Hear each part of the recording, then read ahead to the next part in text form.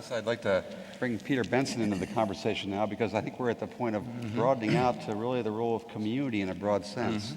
And Peter is the president of the Search Institute.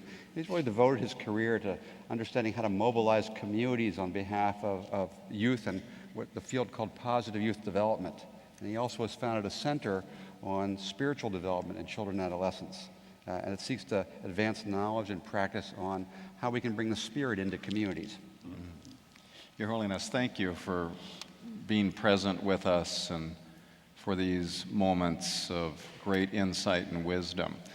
My life is devoted to how young people develop compassion and contribution in life, and how it develops as much from the inside out as the outside in.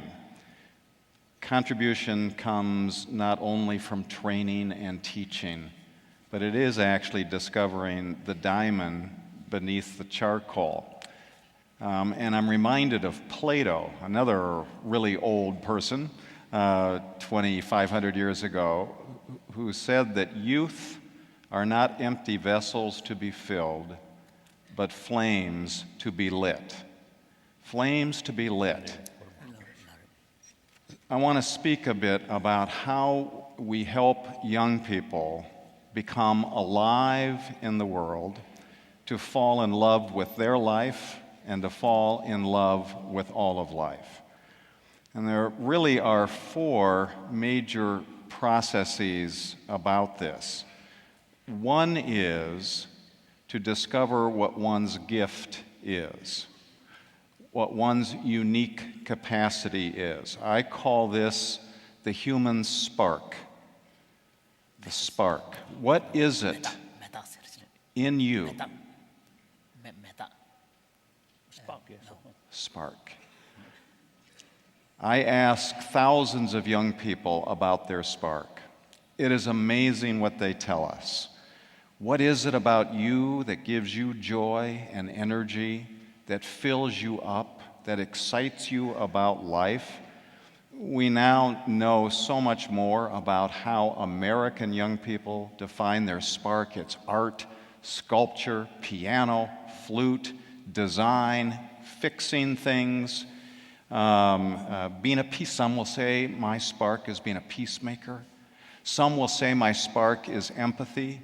Some will say my spark is making art out of objects I find. It is so beautiful and it is so rich. Had I interviewed you when you were 12 or 13, you might have said, my spark is machinery, pulling it apart and putting it back together.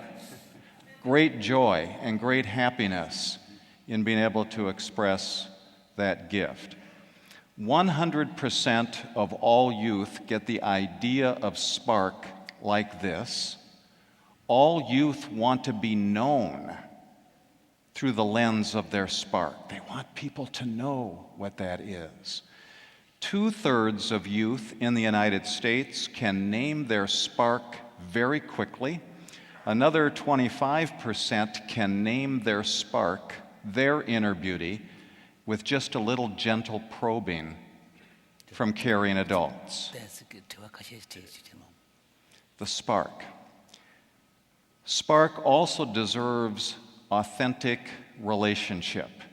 Young people hunger, they yearn to be seen by teachers, by parents, and other adults as holding this spark.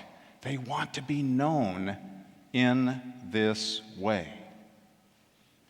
Young people also desperately seek opportunity to nourish their spark. If it's art or paint or music or whatever, must have opportunity in community for such. The fourth ingredient is to live in a community where young people, as they're present in community, they get the idea that this city is a place that sees young people as resources, not as problems to be fixed. So they want to be seen as, I've got something to bring to our world. Use me, know me, let me be in this space. The outcomes of this are really extraordinary. If a young person in the United States has the self-awareness of their spark, and they have teachers and parents who nourish it, see it, and affirm it, if they have opportunities to express it, and as they're in community, they're treated like a resource and not a problem, school achievement begins to rise. Kids don't become selfish about their own spark. It's like they open up like a beautiful flower. Achievement becomes stronger, sense of purpose rises, compassion and generosity explode. But here's my favorite finding that's emerging: interdependence, interconnectedness. It is though when you know your spark and you are seen in that way and affirmed, it's like it awakens you to the interconnectedness of life. I'm terribly excited about this new line of inquiry. Now, here's the challenge and the dilemma. Here's the challenge in the United States. Most young people know their spark, but then the other things become a problem. Young people say, "Nobody knows what my spark is." When we interview young people about, "Tell me what gives you joy and energy, what is your spark?" they'll go, "You really want to know? No one has ever asked me." And then they become so alive in telling their story. Only 1/3 of our youth say anybody in their school has ever asked them what their spark is. We will come back to this in a moment. Parents have sort of lost this art of knowing their young people in the same way. Most young people say there are no opportunities in my community that can help me nourish my spark. If my spark is the saxophone, I don't know anybody. But there are 24 adults in that city whose spark is also the saxophone, but we do not connect them in a community of shared commitment and passion. Here's maybe the worst piece of data. Only 25% of American youth say there is a community around them that values them. Most young people say, "When I walk around my city, people divert their gaze, they turn their head, they go like this, they're suspicious, they fear me." Young people know that we treat them as problems to be managed rather than resources to be nourished. So we know the nutrients that help a young person thrive and to become what they can be, and as they so do, to become compassionate and whole and interdependent. So now we get to the question about how do we create a shift in how people know their young people. Young people tell us everywhere, "Nobody sees me. Nobody sees my inner beauty. Nobody asks me." In America, oftentimes, young person will sometimes get angry and yell, "You don't see me." What they're telling us is there is something in here from the inside that I want to put into the world. There is, in the Bible, the book of Proverbs. And the book of Proverbs are wise sayings. If somebody would ever ask me what should be in Proverbs, I'd love to be asked. It may be a little late now, but I know what the first proverb should be, and you shall know them by their sparks. And you shall know them by their sparks. Young people hunger for authentic relationship. And I know you have spoken of authentic and genuine relationship, where an adult can look at them and say, tell me about your spark, your inner life. Tell me your dreams. Who helps you? Can I help you? I affirm that spark.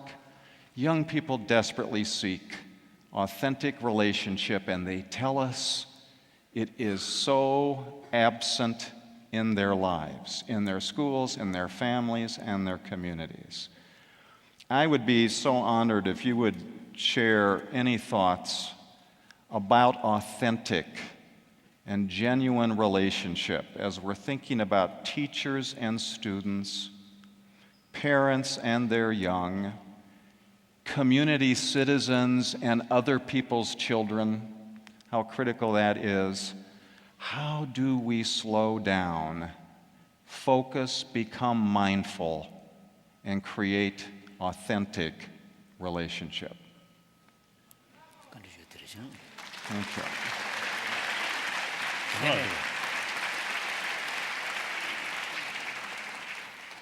Isolin is asking Matthew if you want to jump in. Hello. Yes, sir. Right. The sparks are there. Kasuri, that did creativity. That's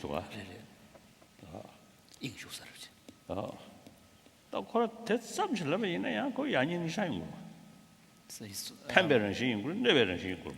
So Isolin was wondering, the concept of spark that makes the child alive seems to suggest something more of a creative potential of the child.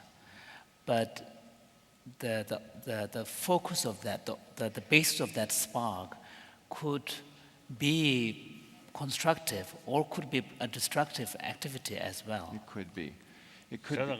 Other mental element. Other mental element Factor. involved. As you mentioned, ultimately motivation. So I think those troublemaker in this planet, I think spark, I think very strong. Yeah. Yes, this is a good question. Yeah. So Isolin's point is that there is need for another forest fire. Yes. Yeah.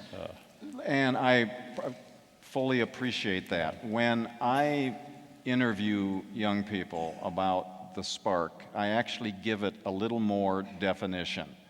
It is, what is it about you that gives your life joy and energy? What is it about you that when you are about it gives your life a sense of purpose? What is it that is good and beautiful and useful about you? Good, beautiful, and it's like what's good, beautiful, and useful about me? In the United States, 98% of all young people, the spark is in something wonderful, something our society needs. Creation, art, music, writing, 98% of the time. 2% of the time, it's a little more dangerous. And those 2% we must really worry about and work with to help find the spark that contributes to our world. I also don't want those 2% to mess it up for the other 98%, that we become so afraid of them we can't start seeing the beauty that really is in each human being.